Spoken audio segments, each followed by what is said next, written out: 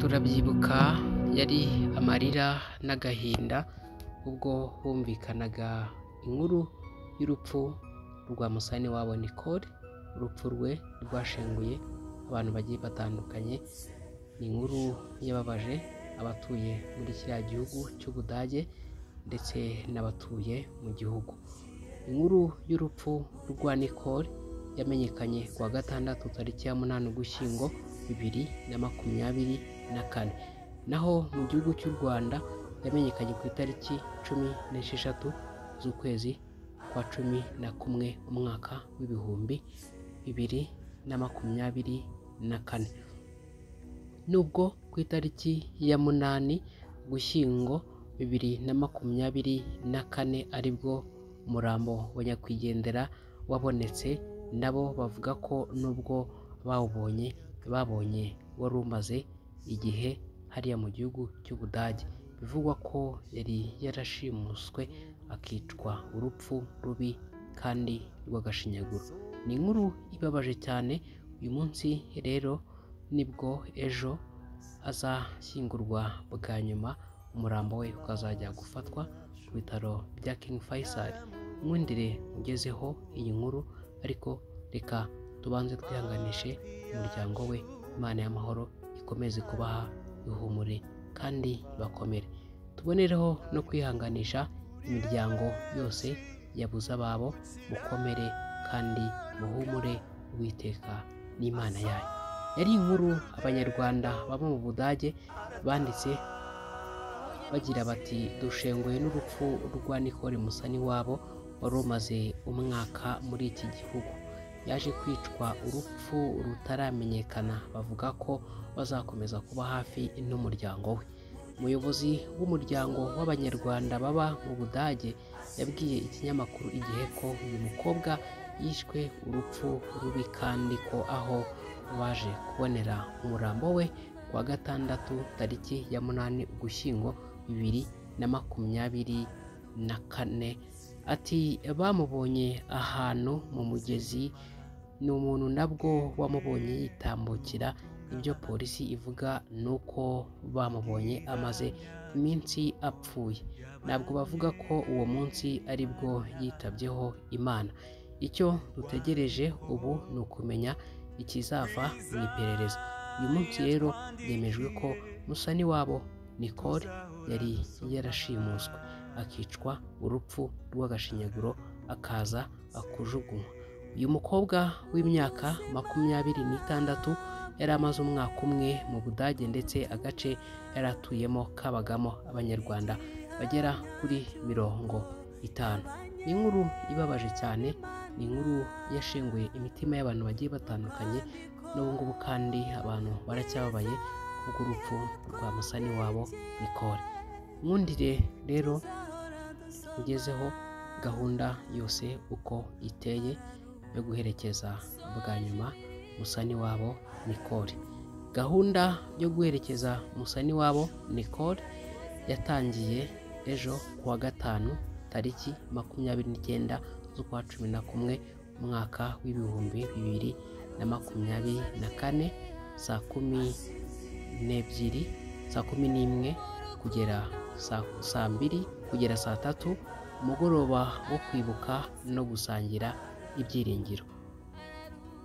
Ni inkuru ibabaje cyane. Ni inkuru navuga ko yashenguye imitima y'abantu bagiye batandukanye. Ni inkuru ibabaje, ariko mwihangane kandi mukomere. Ku cyumweru rero ejo tariki ya 1 y'ukwa 12 umwaka w'ibihumbi 2024, isaha y'isa moya ni ugufata umubiri ku bitaro bya King Faisal, kugera ndetse saa 3 ni isengesho no kumusezeraho bwa nyuma mu rusengero rw'Abadivantisiti b'umunsi wa karindwi Remera. Saa 6 ni ugushyingura i Rusororo. Tubibutse ko umurambo wa nyakwigendera wari umaze igihe kingana n'ukwezi kurenga hariya muri kiriya gihugu cy'Ubudage, utaroherezwa mu gihugu cy'u Rwanda, ariko kuri ubu ngubu akaba aribwo bamaze kuhashyika. Reka rero abari hafi y'uno muryango bazagende babiteho, babafate mu mugongo, babahumurize. N'igihe umuntu aba akeneye abantu bamuhumuriza, n'igihe umuntu aba akeneye abantu bamufata mu mugongo, dore ko aba ari mu bihe bitoroshye. Nkundire rero njyewe nsoreza ahangaha, ariko reka mbanze mugezeho buno butumwa. Reka mbanze mubwire ngo uyu munsi birashoboka ko utameze neza, birashoboka ko uri kureba hirya hino ukabona nta gisubizo cy'ibibazo ubona uri guhura nabyo. Uyu munsi ukabona burije, ejo ukabona burakeye, ukabona nta gihindutse mu buzima. Ndagira mubwire ngo komera kandi uhumure, Uwiteka n'Imana yawe. Iryo zuba ubona ryanze kurenga, iyo mvura ubona yanze guhita, iryo joro ubona ryanze gushya, ndagira mubwire ngo uhumure kandi ukomere, Uwiteka n'Imana yawe azi ibigukwiriye. Shalom, shalom.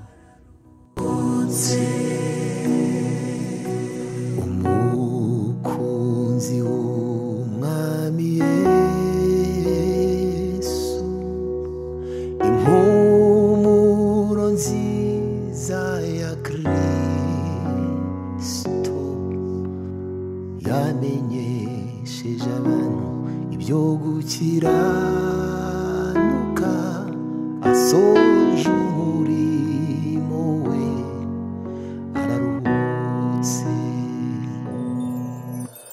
Amaso yacu yaramubonye, amatwi yacu aramwumva, yahinduriye benshi ku gukiranuka, asoje urugendo arataha. Umugeni wa Kristo yararutse, inshuti ya Yesu, kunzi w'Imana arukiye mu gituza, soje umurimo we, asinziriye mu rukundo rw'Imana,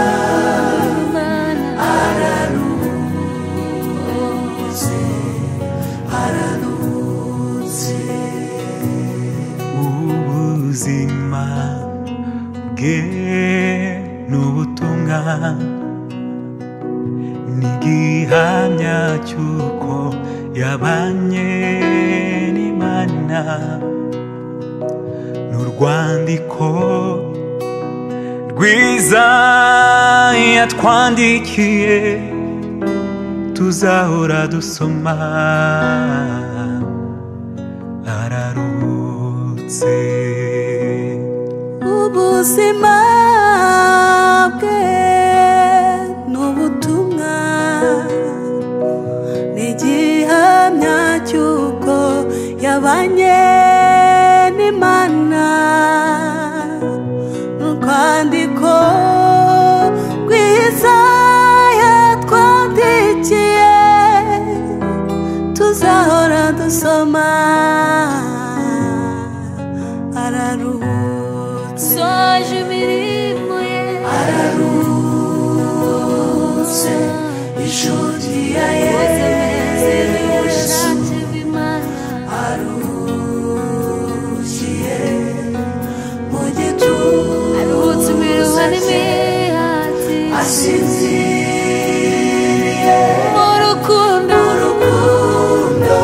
rw'Imana, ararutse,